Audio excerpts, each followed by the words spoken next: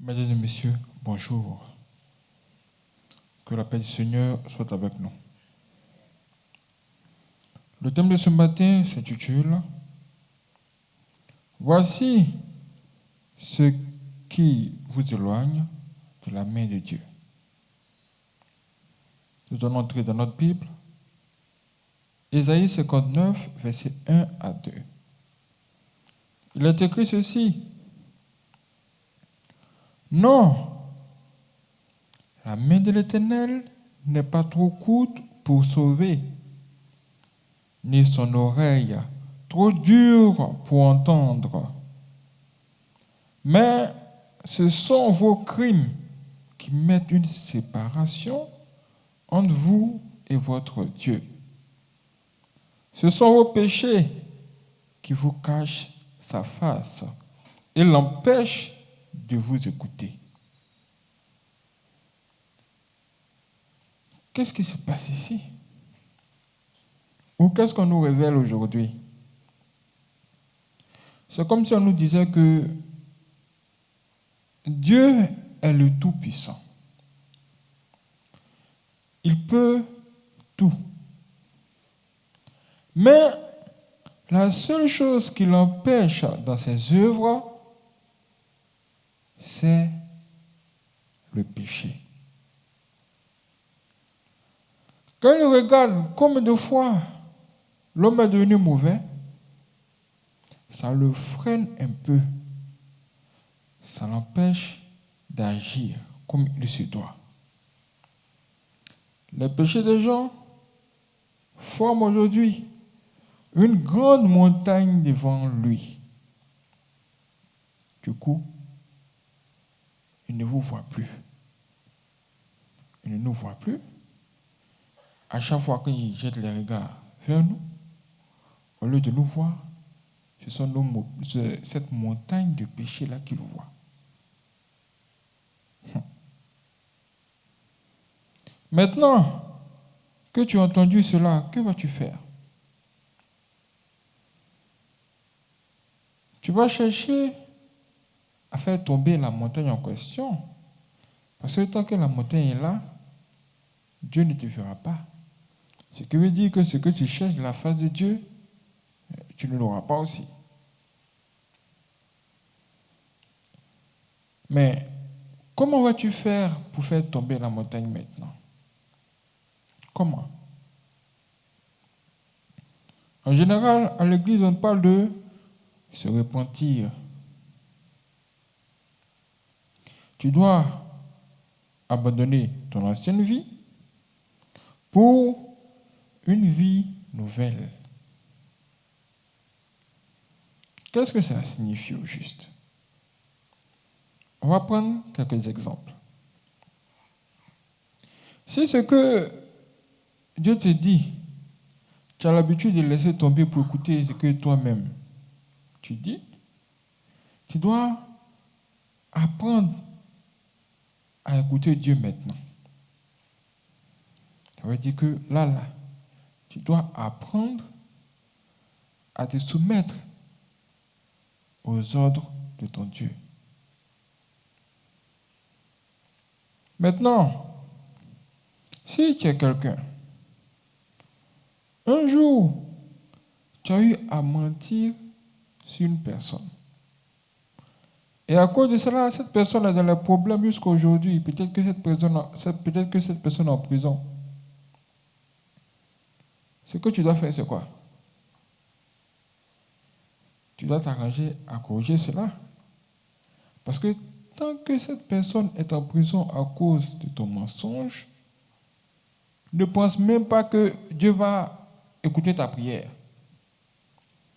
Ce n'est pas possible. Tu dois commencer par corriger le problème. Parce que à chaque fois que tu vas essayer de faire une prière, la prière va commencer à avoir des effets. Mais ce que tu as fait là va apparaître en premier devant Dieu. Ton dossier va apparaître. Ton dossier lui-même va parler pour dire il a menti sur quelqu'un. À cause de cela, la personne est dans la souffrance quelque part en prison. Il doit réparer. Il doit corriger cela. Et ça va parler ainsi. Ça va parler ainsi. Et Dieu te parle aujourd'hui pour te dire que si il ne t'a pas encore écouté, c'est à cause de ce genre de choses. Il y a d'autres personnes qui sont allées prendre des gris-gris. C'est-à-dire que la personne arrive sur un marabout ou bien un féticheur. Et puis la personne dit au marabout, ah, va voir ton génie là, qui me donne un gris-gris qui est très fort. Je vais prendre ça pour me protéger. Maintenant, tu prends le gris-gris du génie pour te protéger. Et en même temps, toi, tu sautes les samedis, tu viens tout le temps à l'église. Et puis, tu cherches la protection de Dieu. Donc, tu as cherché la protection de ton génie, tu as eu. Maintenant, tu cherches à ajouter à la protection de ton génie, là, la protection de Dieu dessus. Ça veut combien de protection? Donc, toi, deux personnes vont te protéger en même temps, quoi. Donc, le diable te protège, et puis tu veux que Dieu te protège aussi. Ce n'est pas possible. Ça ne peut pas fonctionner ainsi. Quand tu vas venir à l'église, dès que tu vas te mettre à prier là, ça va produire effectivement des effets. Dieu va regarder vers toi. Mais quand il va regarder vers toi là, les démons qui sont des papatos, eux vont soulever ton dossier. Ils vont dire, cet homme qui t'appelle notre Seigneur, cet homme n'est pas saint. Lui, son travail, c'est qu'il allait prendre des gris sur les démons. Il est venu se protéger chez nous, et puis il veut venir vers toi. Ce n'est pas possible. Ce dossier-là va apparaître comme ça. Maintenant, si Dieu a pitié de toi, il peut te révéler en songe que c'est à cause de ton gris là, moi je ne t'écoute pas. Ou bien s'il a vraiment trop pitié de toi, quand tu es venu voir l'homme de Dieu va te dire, mon ami, tu as un gris sur toi.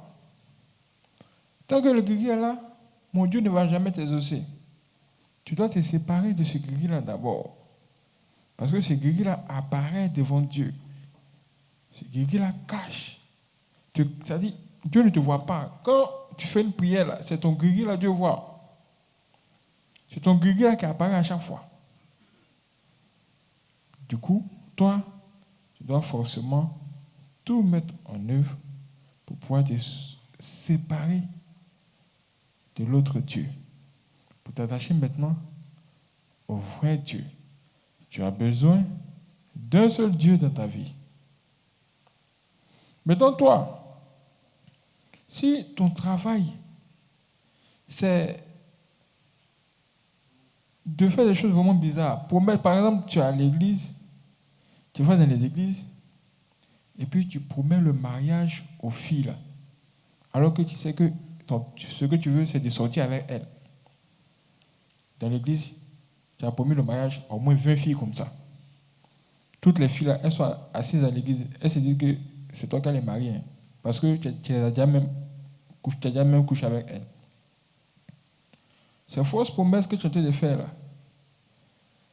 Le jour où tu seras dans les problèmes et que tu vas te mettre à prier, les démons papatos vont encore revenir avec ce dossier-là. Ce dossier va apparaître devant Dieu. Les démons vont dire, il a promis de mariage aux gens. Aux filles, elles sont dans l'église, elles pensent qu'elles vont avoir mari, alors que ce n'est pas vrai. Tant qu'il n'est pas allé se confesser là, aux 20 filles qui sont dans l'église là, tu ne peux pas écouter sa prière. Dieu va dire, ah bon, effectivement, tant qu'il n'est pas allé se confesser aux 20 filles pour dire que je vous ai blagué, je vous ai menti, il ne pourra pas avoir la solution à son problème. C'est ça là qu'on dit que ce sont vos péchés qui vous éloignent de Dieu. Ce sont vos péchés qui empêche la main de Dieu de descendre vers vous. Et il y a beaucoup de choses cachées. Il y a des choses encore plus graves qu'on ne peut pas dire. Exemple encore, dernier exemple. Toi qui t'es baladé, tu as eu le sida. On t'a donné le sida, non? Tu dis, comme on m'a donné le sida alors que moi je n'ai pas prié pour avoir le sida, du coup, moi je vais partager ça à tout le monde. Tu es devenu distributeur de sida. Tu distribues sida à tout le monde.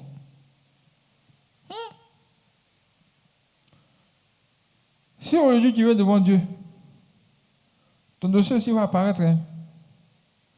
Ton dossier va dire, il a distribué sida à au moins 50 filles, enfants des gens. Elles aussi, elles ont distribué sida à au moins 100 personnes.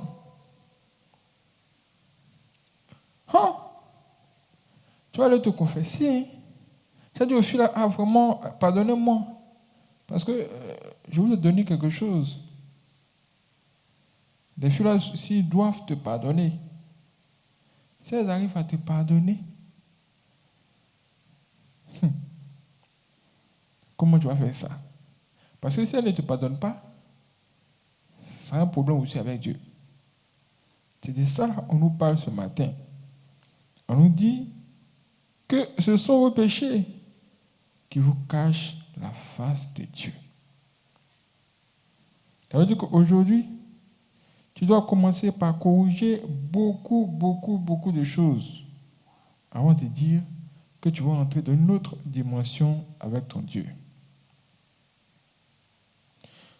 Et si, par la grâce de Dieu, tu arrives à corriger toutes ces genres de choses, ce qui va se passer, c'est que la voie sera dégagée. La voie sera libre. Tu veux traverser, il n'y a pas de voiture. Tu es à l'aise. Du coup, Dieu va commencer à te répondre, t'exaucer. Il va exaucer tes prières.